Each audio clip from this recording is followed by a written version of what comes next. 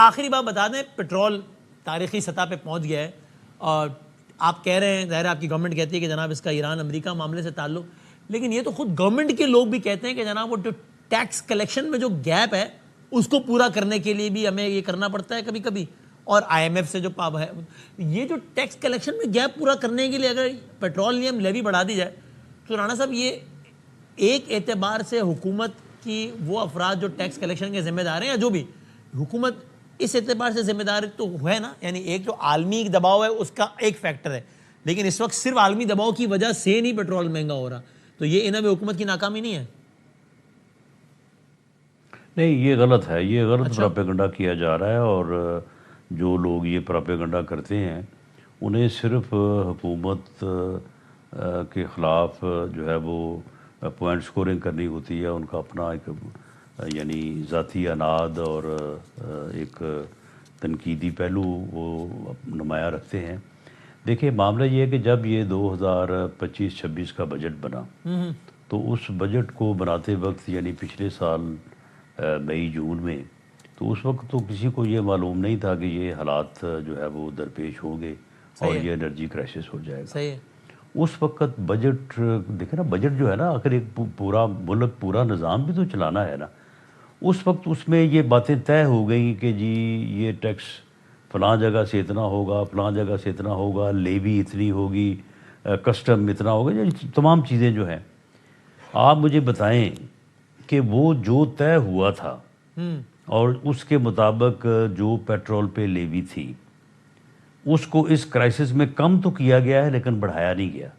بڑھانے سے مراد یہ ہے کہ اس لیول سے کم نہیں کیا گیا, نہیں بڑھایا گیا.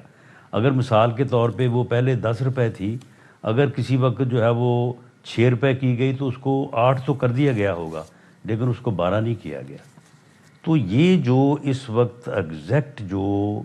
پیٹرول کی قیمتوں میں جو انفلیشن یا جو رائز آ رہا ہے وہ وہی ہے جو کہ پوری دنیا کو درپیش ہے, انرجی کرائسس ہے جو انٹرنیشنل پورے خطے کو درپیش ہے. لیوی کیوں لگتی ہے؟ لیوی اس لیے لگتی ہے کہ جب ہم ٹیکس نہیں دیتے تو حکومت کے پاس کوئی اور طریقہ نہیں ہوتا کہ وہ یا بجلی کے بلوں سے یا پیٹرول کے ذریعے سے ٹیکس اکٹھائی کرے. آپ کے اپنے لوگ کہہ رہے ہیں نا, جس میں سینئر احسن اقبال صاحب بھی موجود ہیں اور نوجوان حذیفہ رحمان بھی, کہ ٹیکس کلیکشن نہیں ہوتی تو پھر لیوی سے پورا کرتے ہیں. پھر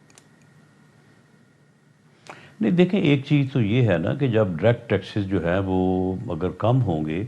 تو انڈائریکٹ ٹیکسز جو ہے وہ زیادہ ہوں گے. لیکن اگر ایک فیصلہ پچھلے سال ہوا بجٹ کے موقع کے اوپر کہ اس سال جو ہے وہ اتنا انڈائریکٹ ٹیکس ہوگا, اتنا ڈائریکٹ ٹیکس ہوگا, اور ان مدات کے اوپر ٹیکس کی ریشو یہ ہوگی, تو اگر تو اب ایسا ہوا ہے کہ ادھر تیل مہنگا ہوا, ادھر انرجی کرائسس پیدا ہوا, اور ادھر ہم نے جو ہے وہ لیوی جو کہ آلریڈی بجٹڈ تھی اس میں ہم نے اضافہ کر دیا. نہیں, ایسا نہیں ہوا. یہ اضافہ جو ہے یہ صرف اس صورتحال کی وجہ سے ہوا ہے کہ انرجی کرائسس ہوا ہے, اور وہ